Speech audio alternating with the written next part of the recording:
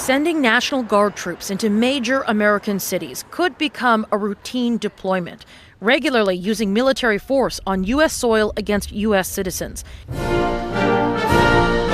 It is an idea the U.S. president is backing.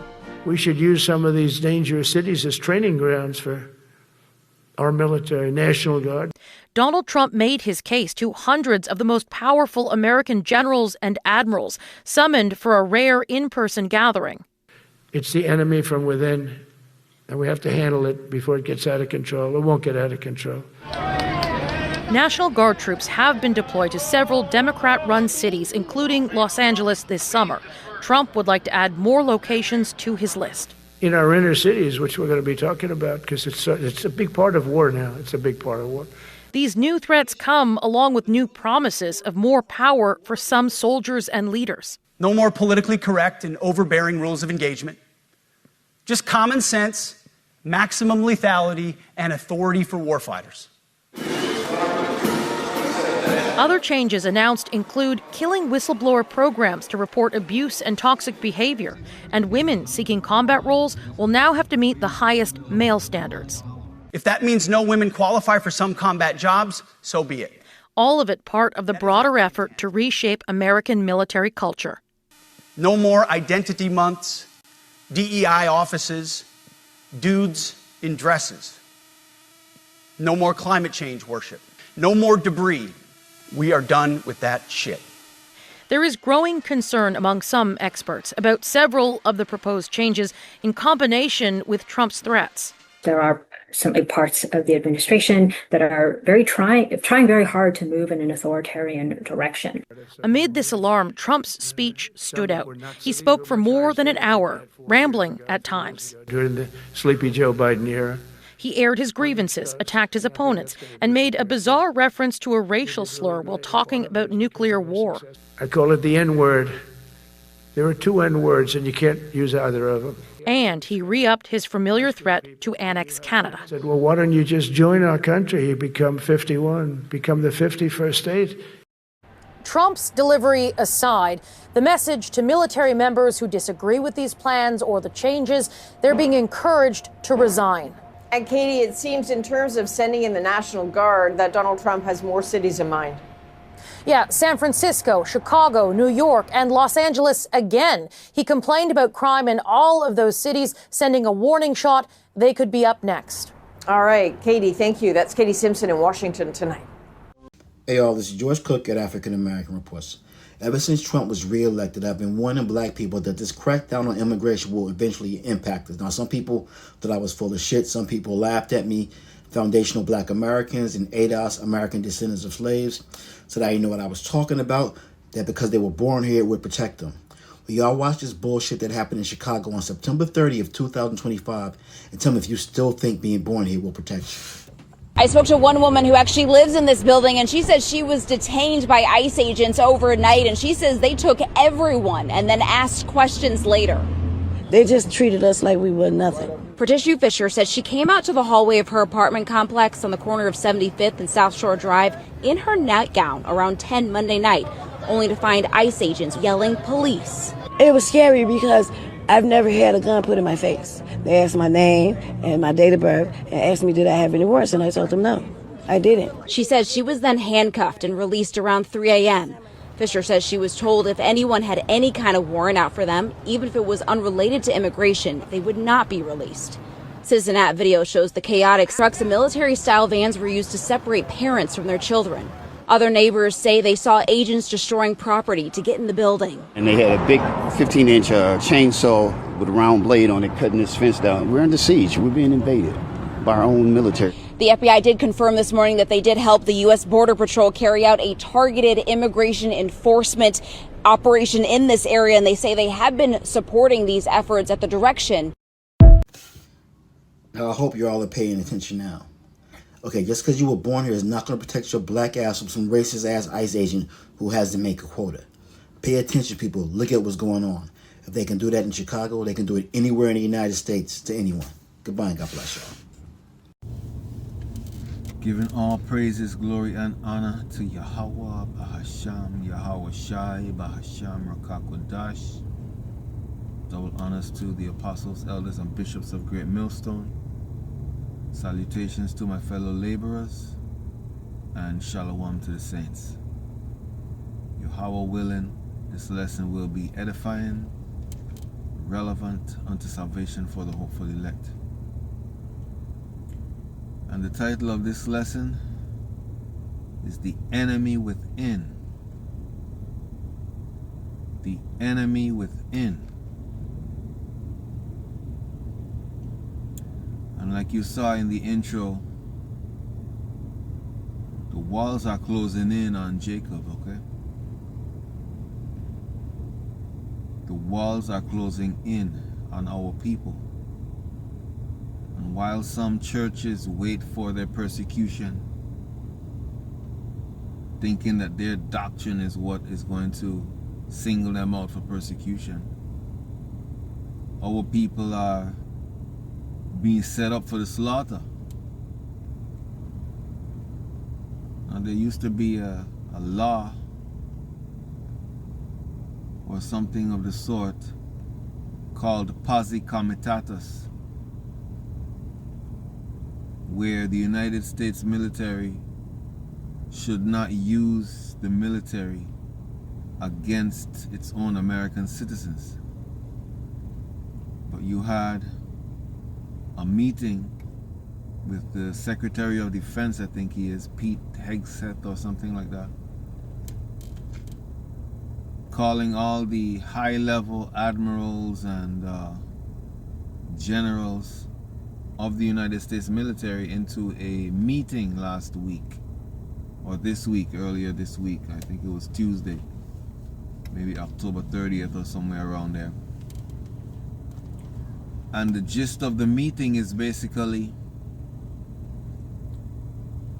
you are now going to go against American citizens as a military personnel, or you can turn in your badge, turn in your rank, and be on the unemployment line. So we see that they went into, I forget the name of the city, I think someplace in Chicago, at 2 o'clock in the morning, and were dragging people out of their homes, full military style, right, with helicopters involved and all of that. And Donald Trump did say something like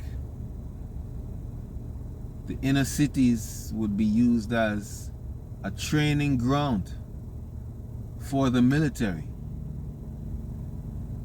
So we see that the walls are closing in on Jacob. And this is something that we've been warning about, starting with the apostles on down. Excuse me. That there was going to come a time when Esau would make a move against Jacob. You know? Jacob's trouble is what it's called in the scriptures. We're going to get into a whole bunch of precepts now. But this is what's happening, man. And you have a bunch of block-headed Negroes running around talking about there's not going to be any Jacob's trouble. And even when the Hispanics were being expelled and rounded up like cattle and sent to Alligator Alcatraz and other concentration camps, you had a lot of self-titled FBAs, foundational black Americans, but black Americans don't have no foundation. Black is not a foundation, and neither is American, because both of those things are going to be utterly destroyed. Nevertheless, you had these FBAs saying they're going to sit this one out and it's not our fight, and we were warning you all that they're not going to stop with the Hispanics, you dummy.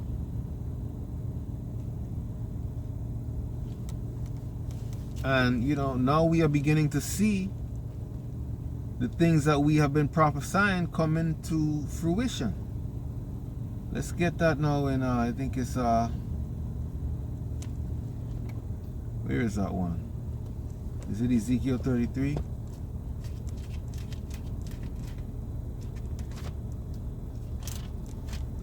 and verse 33.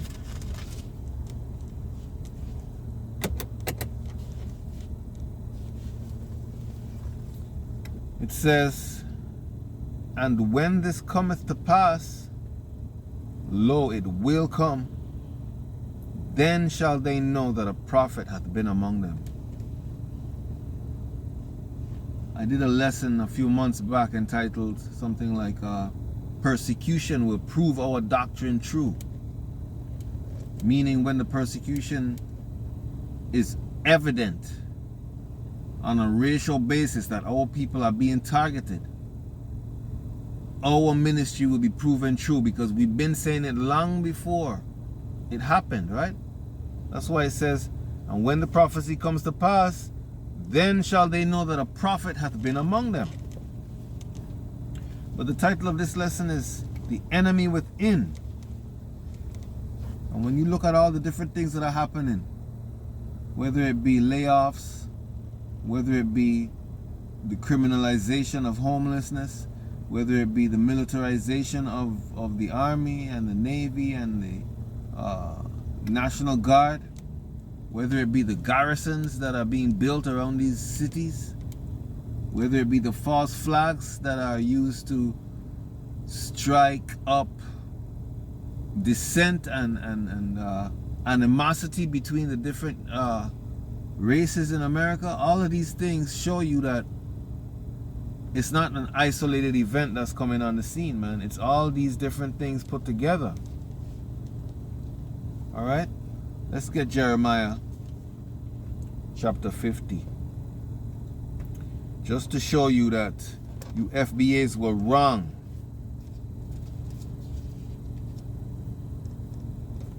It says in Jeremiah 50 verse 33, "Thus saith Yahawah of hosts, the children of Israel and the children of Judah were oppressed together, and all that took them captives held them fast. They refused to let them go." So the children of Israel and the children of Judah refer to the northern and southern kingdoms of the nation of Israel, all right? The northern kingdom are you so-called Hispanics and Native Americans. And the southern kingdom refers to you so-called Negroes, West Indians, and Haitians. Okay? And other people who might not necessarily look like they're of that stock due to the scattering pursuant to Deuteronomy 28:64, Luke 21:24, and I think it's Jeremiah 12:9 says that, let me see if I get that, that Israel would be as a speckled bird, meaning of all different colors. Jeremiah 12:9. It says, "Mine heritage is unto me as a speckled bird." Okay, and it goes on. But our people are the enemy within. And that's the real enemy of the United States of America and so-called Western society. Not the Russians, not the Iranians, not all of these different places that they have wars of, or rumors of wars going on. But number one enemy are the Israelites, okay? So great judgment is getting ready to come down on our people. And we've been telling you about it, and some of you have been mocking and scoffing. But, you know, at the end it shall speak, like you talk about in Habakkuk 2:3. Let's get that.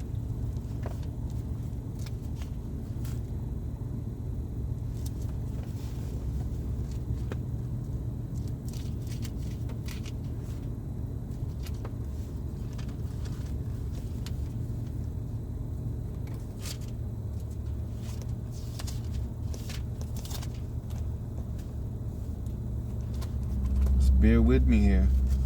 And this is supposed to be a street ministry today.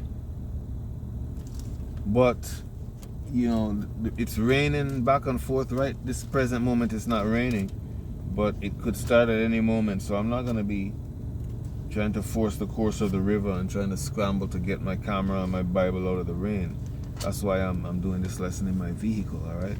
But this is Habakkuk 2:3. It says, For the vision is yet for an appointed time, but at the end it shall speak and not lie. Though it tarry, wait for it, because it will surely come, it will not tarry. So these things that are happening, you know, they are speaking for themselves now. Jacob's trouble has commenced. This is just the initial stages of what's going to be resulting in 66.6% of so-called blacks, Hispanics, and Native Americans in America being totally destroyed. And like you saw in the intro, they were dragging people out, whether they had clothes on or not. You know, that included elderly people, that included children. You know. So that's what's going on. And that's what's necessary. Because you people, those of you in the world, double-minded, wishy-washy, who are not a part of this truth, that's what, you know, we understand, or you understand. Because this is Psalms 9:16, it says, the Most High is known by the judgment which he executeth. The wicked is snared in the work of his own hands. Higayon, Selah. Higayon is basically when an orchestra brings a big crescendo. And Selah means let it be so, if I'm not mistaken. Okay? And we were warning you the whole time, you know, but if you don't take heed, that's your business, man. We don't care about that. You know, as long as we do what we're supposed to do, that's all we care about, because we already know that most of our people are not going to take heed to this truth until it's too late. And it's almost too late. But this is 2nd Esdras chapter 9 now.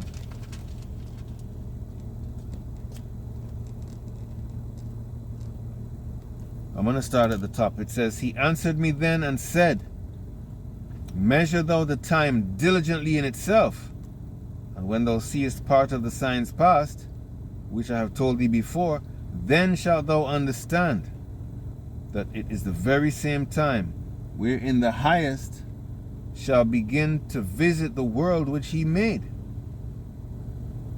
And it goes on.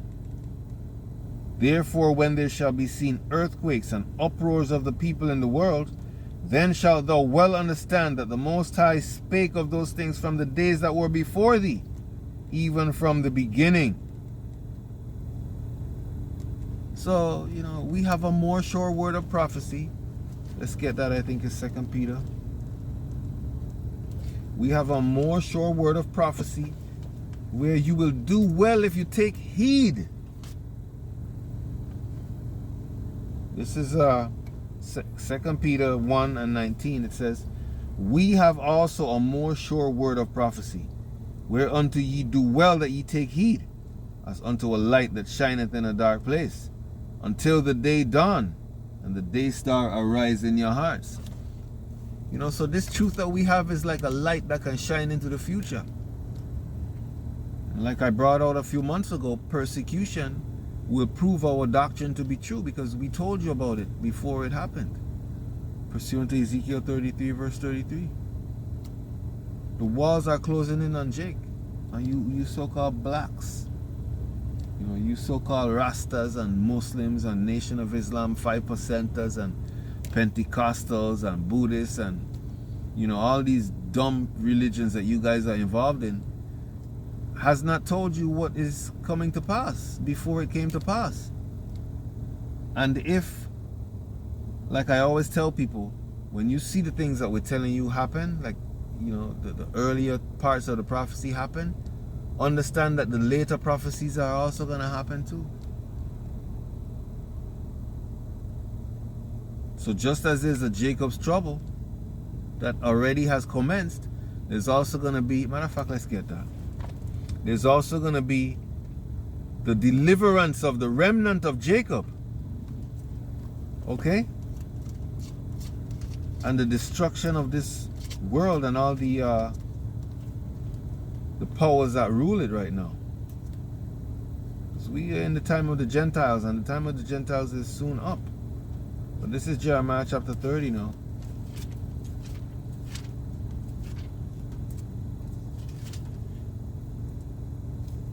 And we want from maybe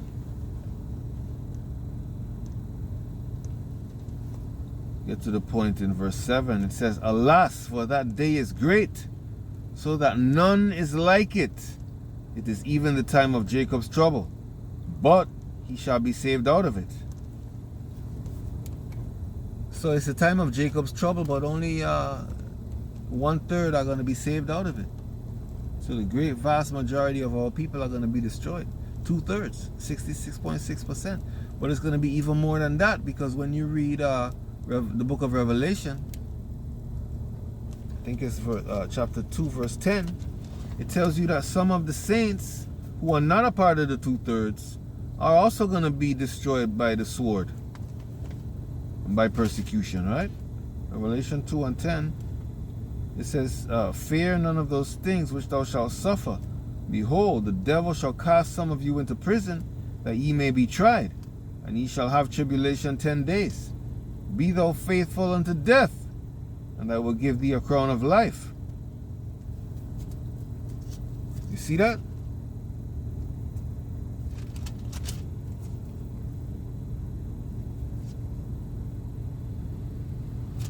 So, Jacob's trouble has started, man. So what do you folks think about that, man? And more importantly, who told you that this was going to happen before it happened? And you ain't seen nothing yet. You ain't seen nothing yet. Revelation 12 and 12 says that the devil is going to come down with great wrath. It says, Therefore rejoice, ye heavens, and ye that... Let me start again. Therefore rejoice, ye heavens, and ye that dwell in them. Woe to the inhabitants of the earth and of the sea, for the devil is come down unto you having great wrath, because he knoweth that he hath but a short time. So who's the devil?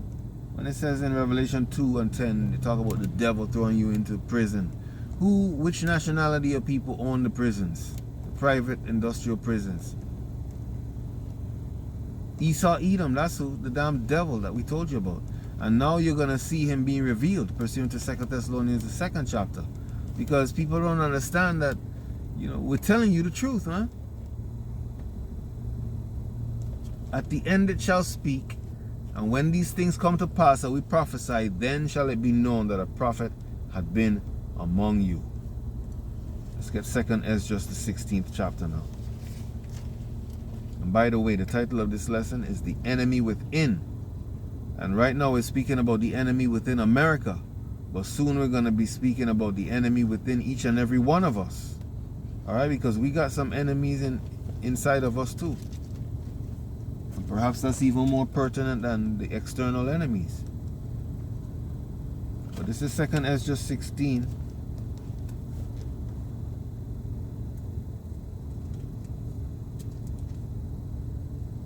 Verse 19 says,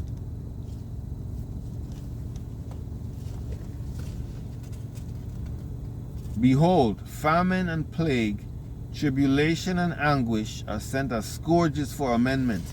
When you scourge something or scourge somebody for amendment, you are trying to improve their condition. But it goes on.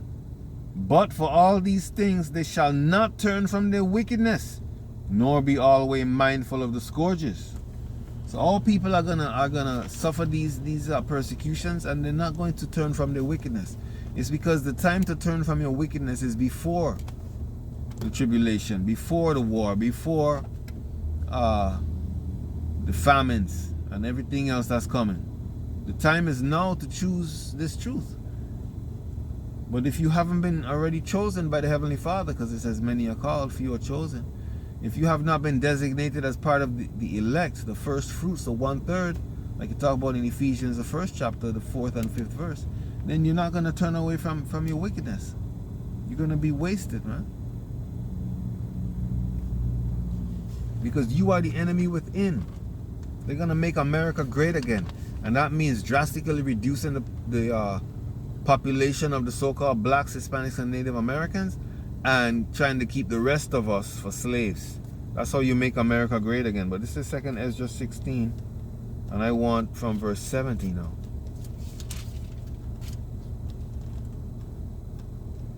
It says, "For there shall be in every place and in the next cities a great insurrection upon those who fear the Most High. They shall be like madmen, sparing none, but still spoiling and destroying those that fear the Most High. For they shall waste and take away their goods and cast them out of their houses. Then shall they be known who are my children, and they shall be tried as gold is tried in the fire." Check that out. So the people who fear the Most High are the children of Israel, all right? Even the wicked of us. I guess all of us, not I guess, all of us are wicked, but the most wicked of us, even, you know, compared to the Gentile nations, particularly Esau, Edom, we still have somewhat of a conscience. You know, we know what is right from wrong, even if we don't know the truth, as it were. And Elder Apostle Tahar always demonstrates that by showing you that the Edomite man will openly celebrate his faggotry. But when a so-called black man is gay, as they call it, then he's kind of down low, you know. He doesn't want to publicize it too much because he knows it's a shameful thing. So all people are the people that fear the Lord, or I should say that fear Yahawah, sham, Yahawashi. So these people are going to be like madmen, sparing none, because this war, right? This war has always been a cold war or a hot war, just depending on what time in history it is, right? From the time Jacob and Esau were conceived in the womb, there was a war that had already started. Even before that, because the serpent in the garden was none other than Esau, Edom, or his lineage, his father, the devil, right? But let's get what do we want to get now? Genesis in the 25th chapter, to show you that this war has been ongoing. It's just ramping up in frequency now, and it's going to be ramping up really fast, more faster than we can imagine. Okay, so now is the time to get this truth. So this is Genesis the 25th chapter,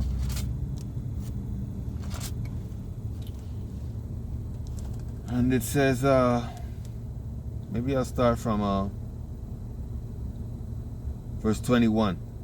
"And Isaac entreated Yahawah Bahasham Yahawashi for his wife, because she was barren.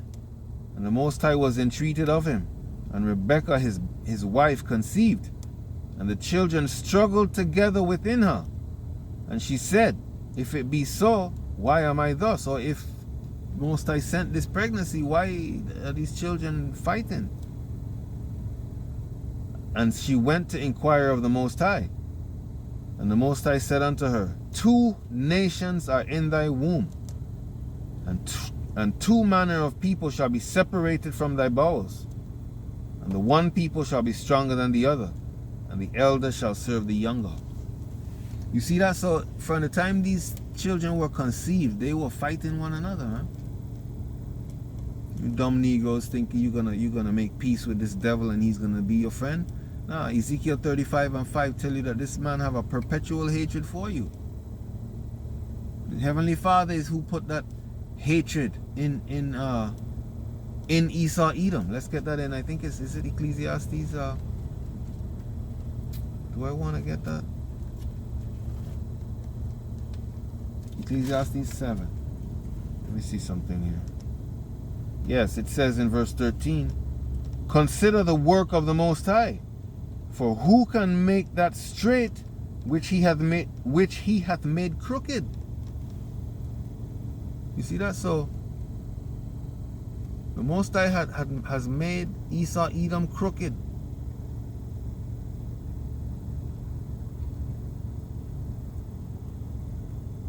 You check it out. There's another verse that says he's the father of lies. I think that's John 8:44, if I'm not mistaken. But there's also another verse that says where is that verse? I'm trying to remember it right now.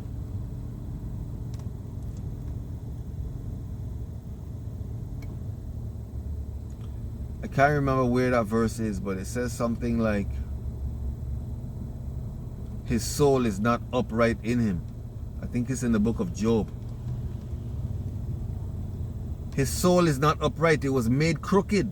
So he's going to always be doing devious things against and contrary to the Heavenly Father. And now that we are scheduled to inherit the blessings and the promise, he's going to go all out. Like you talk about in Revelation 12:12. Like we got. He's going to come down with great wrath, knowing that he hath but a short time. That's why these militaries are getting ready to come up on you jakes, man. And we've been told you that. Let's just get that foundational precept in the book of Zechariah now.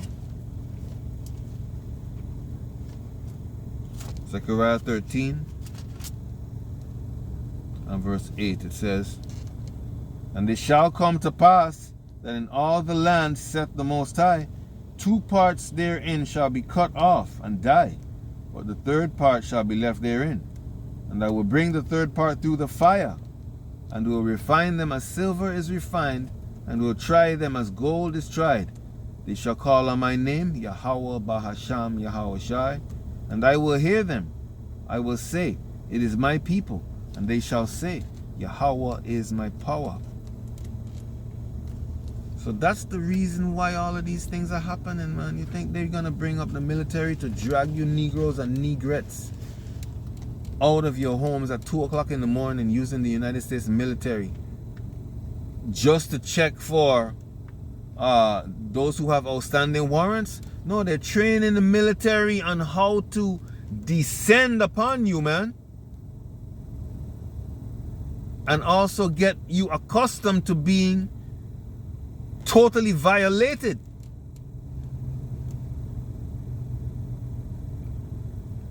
So that when Jacob's trouble really commences, they already know how and what and where and when to deal with you all, man. And don't say we didn't warn you, because we are the only ones who have been warning you. The Christianity Church wasn't warning you. None of those other bogus religions were warning you.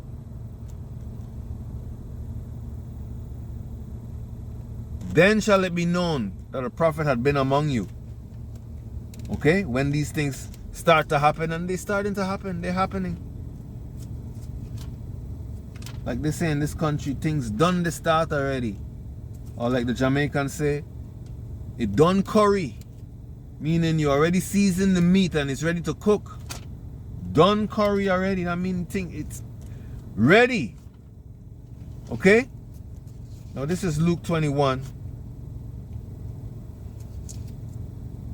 And verse 20 says, "And when ye shall see Jerusalem compassed with armies, then know that the desolation thereof is nigh." Jerusalem is compassed with armies, man. Jerusalem is a people. I think it's Galatians 4:26. Let me just verify that. That says that Jerusalem is our mother. Galatians.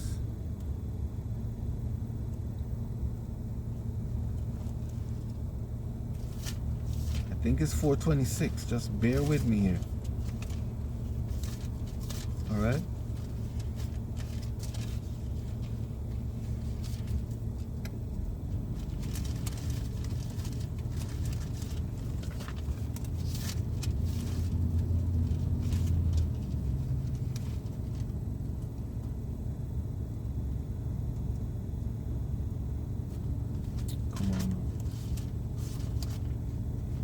Just bear with me.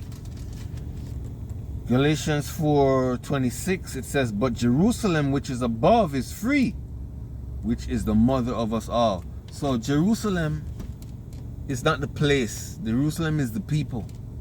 So when you see Jerusalem compassed with armies like we see now, because like we told y'all, Trump's border wall along the southern border of America and the northern border of Mexico, excuse me, that was never to keep illegals out. That was to keep you in. Okay? And now you see not only are the highways situated around toll booths and, you know, where you can easily be detained or restricted from movement, but now the military is going and surrounding your projects. where these Negroes usually reside, in these high-rise concentration camps, is what they really are. So the scripture says, when you see this happening, know that the desolation thereof is nigh. In another verse it says, flee to the mountains, meaning find the Most High and try to get favor with him. Might be already too late for that, man. But maybe not. Try your luck. Repent, man. This is Matthew 24 now, verse 7 is what I want. It says, for nation shall rise against nation, and kingdom against kingdom, and there shall be famines and pestilences and earthquakes in divers places. All these are the beginning of sorrows. Yeah, nation is going to fight against nation. So all that kumbaya, let's hold hands around the supper table, you know, new international version doctrine of this book is not correct, man. And if it were to be correct, there would not be the strife that we experience in the world, particularly between Esau and Jacob. Okay? But the title of this lesson is The Enemy Within. Alright? Let's get Isaiah 19 now.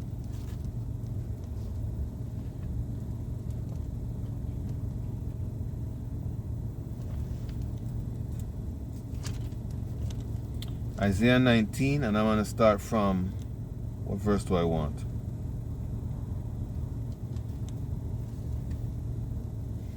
Maybe start at the top.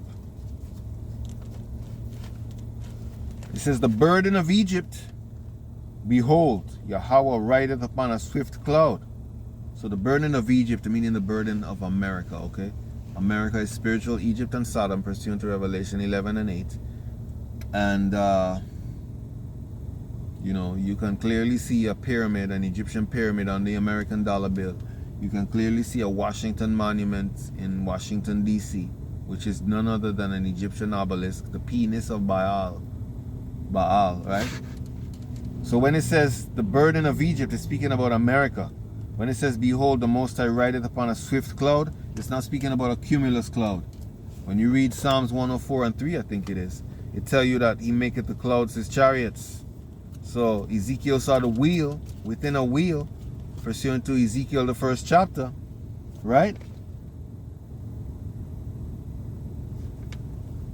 And these are what they call UFOs or UAPs.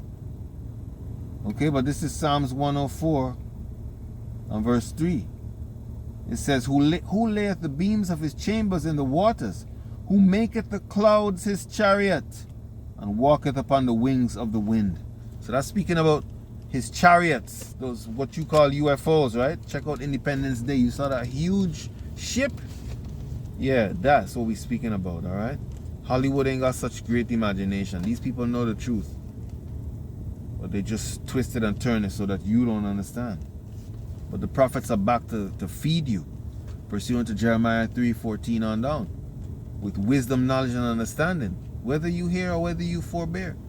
Like you talk about in, I think it's Ezekiel chapter 2 and chapter 3. But this is Isaiah 19 now, continuing on. And the idols of Egypt, America, shall be moved at his presence, and the heart of Egypt shall melt in the midst of it. And I will set the Egyptians against the Egyptians. He was going to set the Americans against the Americans, like you saw in that movie Civil War. What kind of American are you? Because you got black Americans, you got white Americans, you got Hispanic Americans, you got Asian Americans, you got all kinds of different Americans. Right? It goes on. And they shall fight every one against his brother, and every one against his neighbor, city against city, and kingdom against kingdom. Check it out. It goes on. And I will destroy the counsel thereof, and they shall seek to the idols, and to the charmers, and to them that have familiar spirits, and to the wizards. And the Egyptians will I give over into the hand of a cruel lord, and a fierce king who shall rule over them, saith Yahawah, the power of hosts. That cruel lord is Donald Trump. All right, when you look into his history, you see that he has notorious history based on racism and discrimination, man.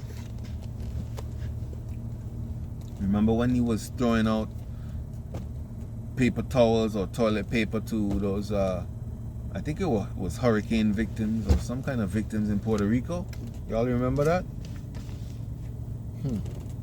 Well, let's get verse 12 now. In Isaiah 19, it says, where are they? Where are thy wise men? And let them tell thee now, and let them know what Yahawah of hosts hath purposed for Egypt, or hath purposed upon Egypt. Yeah, go to the so-called white man, and ask him what's going on with America, man. All you Trump supporters, all you MAGA hat wearing, red hat wearing, promoters of this Make America Great Again thing. Ask your leader, Donald Trump, what's going on, man? Why is the economy crashing? Why is, you can't afford to live anymore? Right? It says in verse 14, Yahawah hath mingled a perverse spirit in the midst thereof, and they have caused Egypt to err in every work thereof, as a drunken man staggereth in his vomit. Neither shall there be any work for Egypt, which the head or tail, branch or brush may do. Yeah, there's no work for Egypt. America isn't producing anything except a bunch of debt and a bunch of degenerates. It goes on.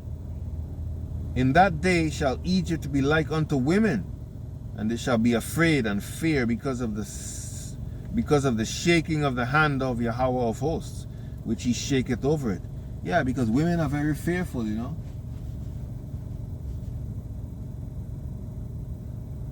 They hear a strange sound and they already start to panic because they're dependent on men, whether they want to admit it or not. Matter of fact, the main reason why they so vehemently deny it is because it's the truth. You check it out, but that's a whole other lesson. And I don't really get on the women's case too much because, you have other people to do that. I'll get on them from time to time if I have something original to add to the commentary. But other than that, this ministry is about the men, like the book says, Ezekiel 34:31, is it? Maybe not. I'm not going to look for it, but there's a verse that says, the flock of my pasture are men. So my ministry is geared mostly to the men, although the women can certainly benefit. Okay? The title of this lesson is what? The enemy within. So now we're going to speak about the enemy within ourselves. Not the enemy within America, but the enemy within ourselves. Let's get 1 Corinthians chapter 2, verse 14. 1 Corinthians 2:14 says, but the natural man receiveth not the things of the Spirit of the Most High, for they are foolishness unto him. Neither can he know them, because they are spiritually discerned. But he that is spiritual judgeth all things, yet he himself is judged of no man. For who hath known the mind of the Most High, that he may instruct him? But we have the mind of the Anointed. So the natural man is an enemy to his own soul. He doesn't even understand that there's an enemy within him. Okay? Let's get the book of Galatians.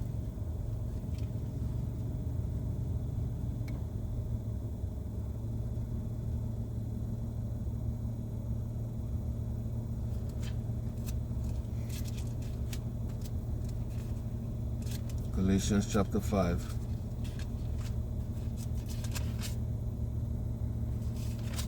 Verse 16 says, this I say then, walk in the Spirit, and ye shall not fulfill the lust of the flesh. For the flesh lusteth against the Spirit, and the Spirit against the flesh.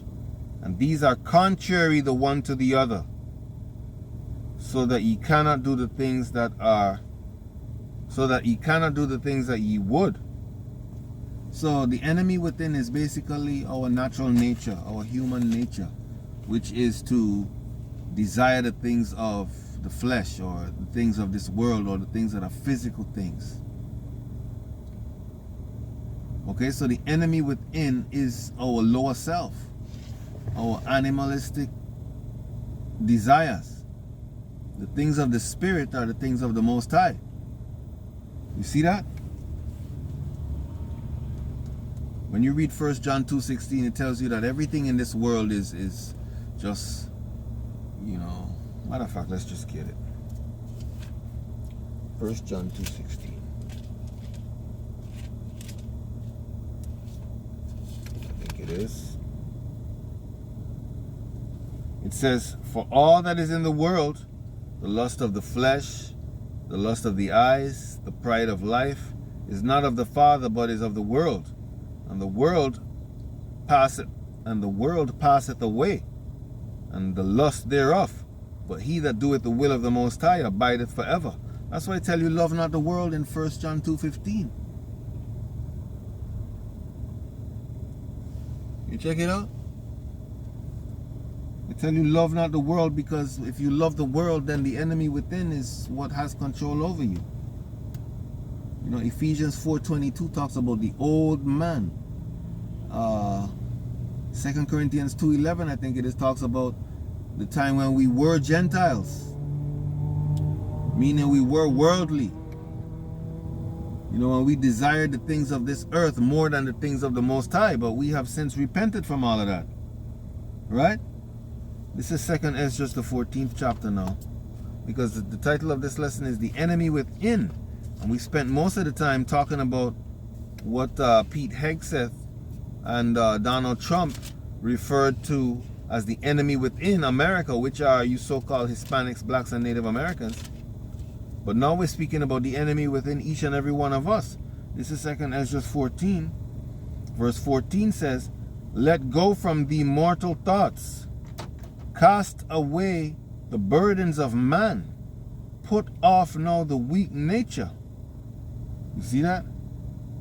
Now verse 34 says, therefore, if so be that you will subdue your own understanding and reform your hearts, ye shall be kept alive, and after death ye shall obtain mercy.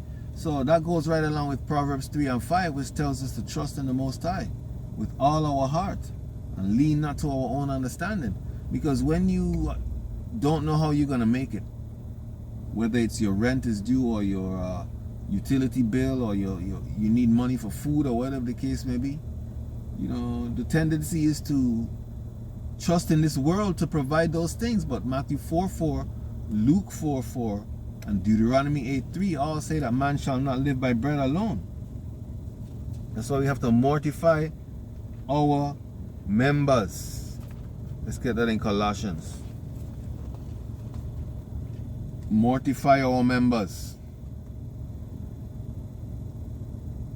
Colossians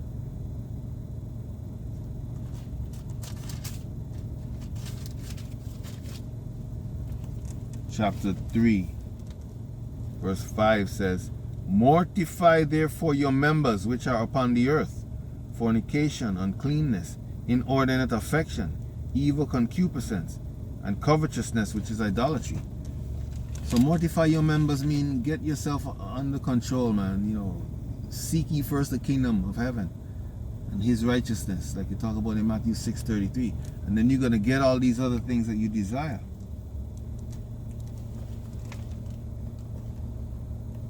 Let's get John 15 now.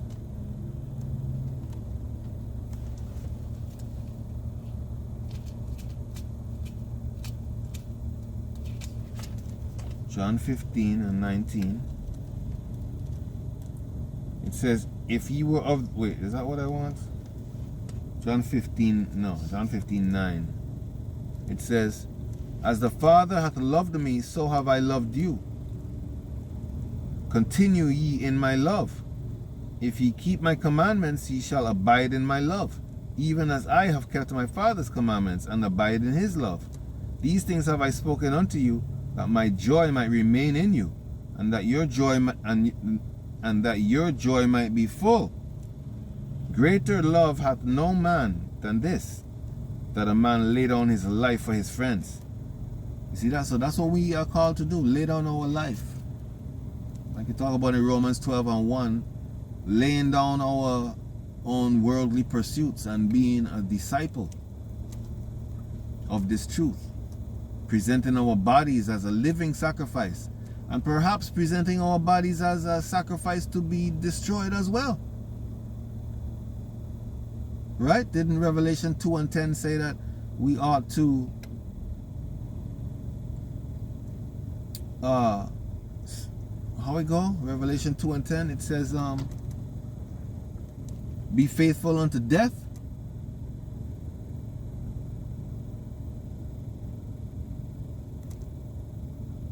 Sometimes the enemy within, will not give up without you dying, man.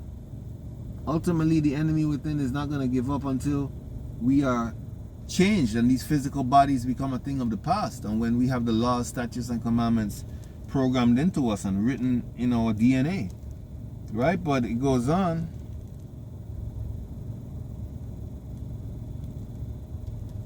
Ye are my friends if ye do whatsoever I command you. Henceforth I call you not servants, for the servant knoweth not what his master doeth. But I have called you friends, for all things that I have heard of my Father I have made unto you. Ye have not chosen me, but I have chosen you, and ordained you that ye should go forth and bring forth fruit, and that your fruit should remain, that whatsoever ye shall ask of the Father in my name, he may give it to you. You see that?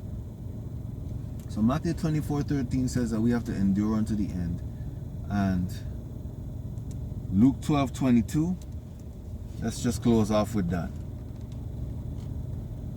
We cannot let the enemy within win.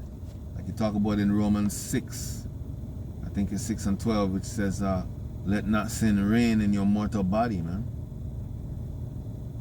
And 2nd Ezra, the 16th chapter, from the 76th verse, I think it says, don't let your sins weigh you down. In other words, don't let your worldly desires stop you from inheriting the kingdom.